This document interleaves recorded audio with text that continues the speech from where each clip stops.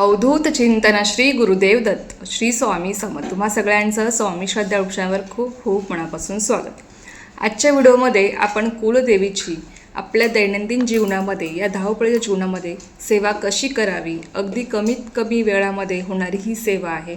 आणि नक्कीच बघा, आपल्या कुलदेवी सेवा आपल्याकडनं घडलीच पाहिजे, कारण की कुलदेवी ही आपल्या कुळाचा उद्धार करत असते. कुलदेवी ही आपल्या कुळाचं रक्षण करत असते आणि तिची सेवा घडणं हे अत्यंत महत्त्वाचं आहे. आपल्या स्वामींच्या केंद्रात पण आपल्याला सांगितलं जातं की आपल्याकडनं आपल्या गुरूंची सेवा तर घडलीच पाहिजे, पण गुरूंच्या सेवेबरोबर आपल्या पितरांची, आपल्या कुलदेवीची आणि कुलदेवी सेवासुद्धा घडणं हे अत्यंत महत्त्वाचं आहे. कारण की त्यांची सेवा जेव्हा आपल्याकडनं घडते तेव्हा त्यांचा कृपाशीर्वाद आपल्या पाठीशी असतो आणि आपल्या बऱ्याचशा सांसारिक अडचणी या कमी होत जातात आणि आपल्याला योग्य तो मार्ग मिळतो आणि आपण सुखी समाधानी जीवन जगत असतो. लक्षात घ्या, आपल्याला शीघ्र पावणारे जे कोणी देव असतील ते म्हणजे आपले कुलदेव आणि कुलदेवी असतात. कारण की त्यांची सेवा ही आपली पिढ्यानापिढ्या सुरू असते. बघा, आपले जे आधीचे आजोबा आहेत किंवा पणजोबा आहेत त्यांच्यापासून किंवा आपल्या आधी कितीतरी पिढ्या त्यांची ही सेवा केली जात आहे आणि ती जी काही शक्ती आहे ती आपल्या रक्तात आहे. फक्त ती शक्ती जागृत करणं किंवा आपण जेव्हा आपल्या कुलदेवी सेवा आपल्याकडनं घडते तेव्हा ती शक्ती जागृत होते. आणि जेव्हा बघा, ज्या कुलदेवीची सेवा ही पिढ्यानपिढ्या आपल्याकडनं होत आहे, आपल्याकडनं घडत आहे, त्या जागृत शक्ती जेव्हा आपण सेवा करतो, उपासना करतो, तेव्हा त्या सेवेचं आपल्याला शीघ्रपटीने फळ मिळतं आणि आपल्याला लवकरात लवकर अनुभव येतो. आणि म्हणूनच म्हटलं जातं की आपल्याला शीघ्र पावणारे जे कोणी देव असतील ते आपले कुलदेव आणि कुलदेवी असतात आणि त्यांची सेवा घडणं हे अत्यंत महत्त्वाचं आहेच. आणि ज्यांच्याकडनं त्यांची सेवा घडत नाही ना, तुम्ही त्यांच्या जीवनातले प्रॉब्लेम्स बघा, त्यांच्या अडचणी तुम्ही बघा. खरंच सांगते की जेव्हा कुलदेव आणि कुलदेवीचा कोप होतो किंवा त्यांची सेवा आपल्याकडनं घडत नाही तेव्हा बऱ्याचशा अडचणींना आपल्याला सामोरे जावं लागतं. जसं की बघा शैक्षणिक अडचणी येतात, शिक्षण पूर्ण होत नाही, किंवा पती पत्नीने सर्व रिपोर्ट्स नॉर्मल आहेत पण संतान प्राप्ती होत नाही, संतान प्राप्तीला अडथळे येत आहेत, किंवा लग्न जमत नाही आहे, सगळं काही व्यवस्थित असूनसुद्धा लग्न जमत नाही आहे, किंवा जुळलेलं लग्न मोडतं, किंवा बऱ्याचशा अडचणी वैवाहिक जीवनामध्ये येत असतात. पती पत्नीचं पटत नाही, घरामध्ये सततचे वादविवाद असतात, कुणाचंच कुणाशी पटत नाही. याचं कारण म्हणजे आपल्याकडनं कुलदेवीची सेवा घडत नसते, आपल्या कुलदेवाची सेवा घडत नसते. म्हणून लक्षात घ्या की आपल्या आईवडिलांचा मानपान करणं, त्यांची सेवा करणं हे अत्यंत महत्त्वाचं आहे. कुलदेव आणि कुलदेवी ही आपले आईवडील असतात. आणि सगळ्यात महत्त्वाचं म्हणजे आपली कुलदेवी. बघा, जसं लेकराला आईची गरज असते तसंच आईलासुद्धा लेकरांची गरज असते. म्हणून जेव्हा आपण आपल्या आईची सेवा करतो, आपल्या कुलदेवी सेवा आपण करत असतो, तेव्हा ती आई आपल्याला जवळ करते, आपल्याला आशीर्वाद देते आणि आपल्या जीवनातले बरेचसे दुःख ती दूर करत असते. तुम्ही अनुभव घेऊन बघा, आत्तापर्यंत तुम्ही तुमच्या कुलदेवीची कुठलीही सेवा केलेली नाही, पण इथून पुढे तुम्ही करून बघा, किंवा या अधिक मासामध्ये तुम्ही तुमच्या कुलदेवी सेवा सुरू करा. नक्कीच तुम्हाला महिनाभरामध्ये तुमच्या कुलदेवीचे काही ना काही संकेत तुम्हाला मिळतील, तुम्हाला काही ना काही अनुभव नक्कीच येतील आपल्या कुलदेवीचे किंवा कुलदेवाचे. तर असो, आता कुलदेवीची सेवा करण्यासाठी आपल्याला सगळ्यात महत्त्वाचं म्हणजे आपली कुलदेवी माहीत असणं हे अत्यंत महत्त्वाचं आहे.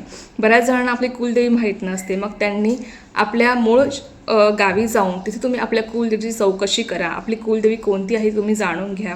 किंवा जसं की भाट लोक सांगत असतात की आपली कुलदेवी कोणती आहे, त्यांच्याकडे आपल्या सगळ्या पिढ्यानपिढ्या आपल्या आजोबा पणजोबाची सगळी माहिती त्यांच्याकडे असते आणि त्यांच्याकडनं तुम्ही जाणून घेऊ शकता की आपली कुलदेवी कोणती आहे. किंवा बघा, कुलदेवी ओळखण्यासाठी 2 ते 3 अशा खूप सुंदर सेवा आहेत, त्या सेवा जाणून घेऊन तुम्ही कुलदेवी ओळखू शकता.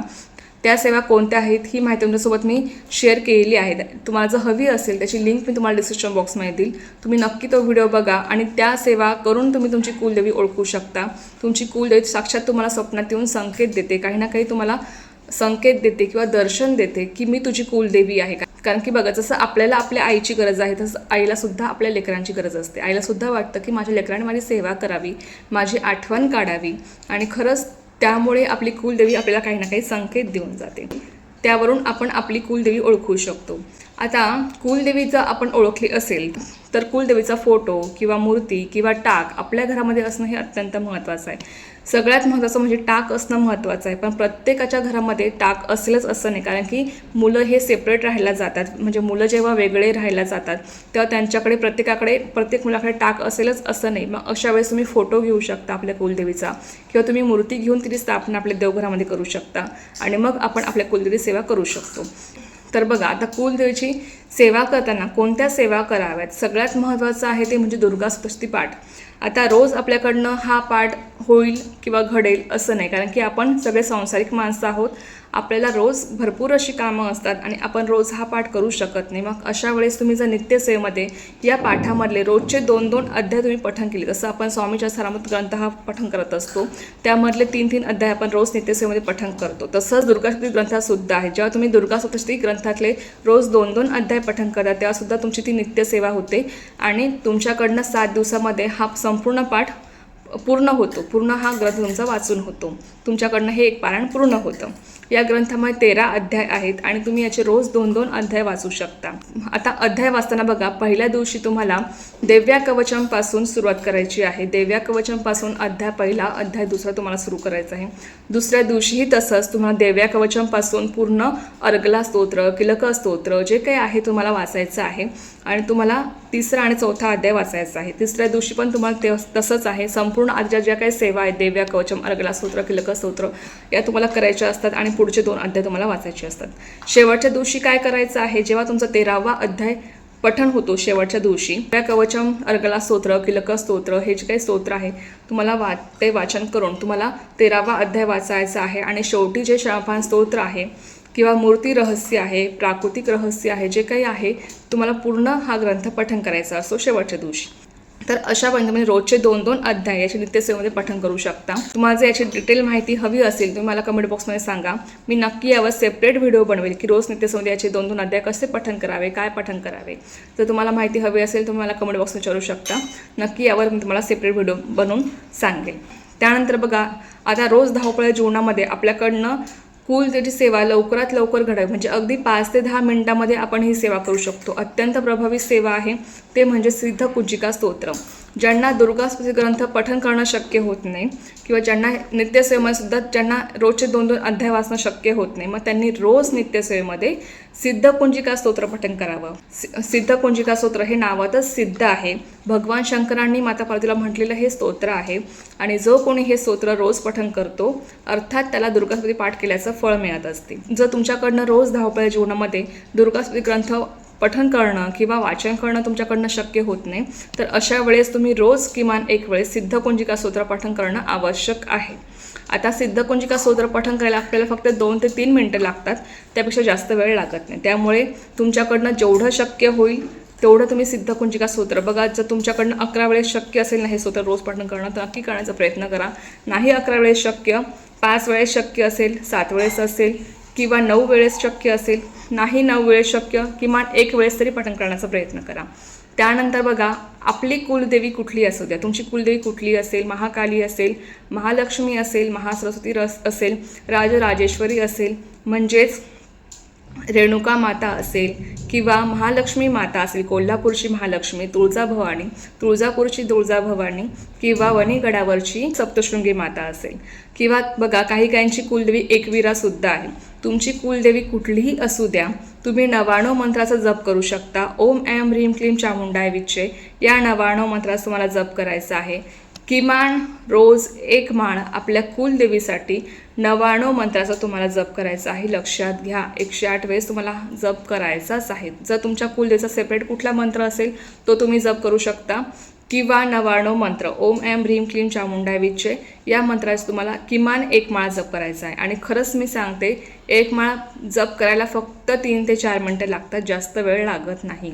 म्हणून रोज धावपळ जीवनामध्ये जर तुम्हाला आपल्या कुलदेवीसाठी सेवा करायची असेल, जर तुम्हाला कुठलीही सेवा करणं शक्य होत नाही आपल्या कुलदेवीसाठी, तर नक्कीच बघा तुम्ही सिद्ध कुंजिका स्तोत्र पठण करायला सुरुवात करा. त्याचबरोबर ओम ऐं ह्रीं क्लीं चामुंडाय विच्चे हा जो काही 99 मंत्र आहे या मंत्राचा तुम्हाला रोज किमान 1 माळ घ्यायची आहे, जेणेकरून आपल्या कुलदेवी सेवा आपल्याकडनं रोज घडेल. या धावपळीच्या जीवनामध्ये बघा आपण 5 ते 7 मिनटं आपल्या कुलदेवीसाठी आपण नक्कीच काढू शकतो. नक्कीच काढू शकतो. असं कुठलाही एवढा मनुष्य बिझी नाही की जे आपल्या देवासाठी वेळ काढू शकतो. आणि जेव्हा आपण देवासाठी वेळ काढतो तर अर्थात देवसुद्धा आपल्यासाठी वेळ काढत असतो आणि आपल्याला आपल्या सेवेचं फळ देत असतो. म्हणून लक्षात घ्या की आपल्याला जशी अपेक्षा असते आपल्या भगवंताकडनं की मला माझ्या भगवंताने मला माझ्या कुलदेवीने हे द्यावं ते द्यावं, तसंच आपल्याकडनं त्यांची सेवा ही तेवढीच घडणं हे महत्त्वाचं आहे. त्याशिवाय आपल्याला कुठलंही अनुभव येणार नाही किंवा कुठलंही फळ आपल्याला मिळणार नाही. म्हणून लक्षात घ्या की या धावपळ्या जीवनामध्ये, या धकाधकीच्या जीवनामध्ये 5 ते 7 मिनटं वेळ काढून तुम्ही सिद्धकुंजिका स्तोत्र पठण करू शकता आणि ओम ऐं ह्रीं क्लीं चामुंडाय विचे हा जो काय नवाणू मंत्र आहे तो तुम्ही पठण करू शकता. त्याचबरोबर तुम्ही श्रीसूक्तसुद्धा पठण करू शकता. श्रीसूक्त पठण केल्याने सुद्धा लक्षात घ्या, जेव्हा आपण श्रीसूक्त रोज आपल्या नित्यसेवेमध्ये पठण करतो तेव्हा महालक्ष्मीचा कृपाश्रद आपल्या पाठीशी असतो. श्रीसूक्त हे सुद्धा अत्यंत प्रभावी स्तोत्र आहे आणि या स्तोत्रामुळे आपल्याला लक्ष्मी प्राप्ती होत असते.